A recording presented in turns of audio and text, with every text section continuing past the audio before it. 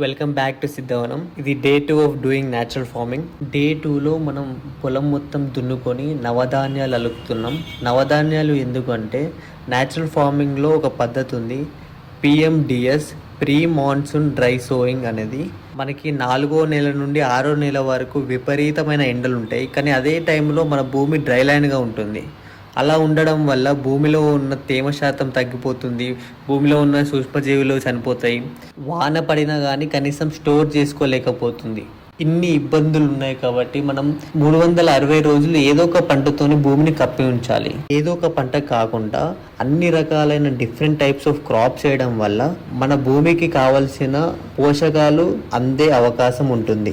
ఈ PMDS అనే పద్ధతిలో 9 రకాలైన జాతులు నవధాన్యాలు మినుములు, కందులు, పెసర్లు, శనగలు, నూనె గింజలు, ఇటువంటి ఇలా అన్ని రకాలైన ధాన్యాలు తీసుకొని 30 నుండి 40 రోజులు పెరిగిన తర్వాత కలయి దున్నుకోవడం వల్ల భూమికి కావలసిన అన్ని రకాలైన పోషకాలు అందడానికి వీలుంటుంది. సో మనం ఇలా చేయడం వల్ల మనకి ఏదైతే మన మెయిన్ క్రాప్ ఉంటుందో దానికి కావలసిన అన్ని పోషకాలు అందుతాయి.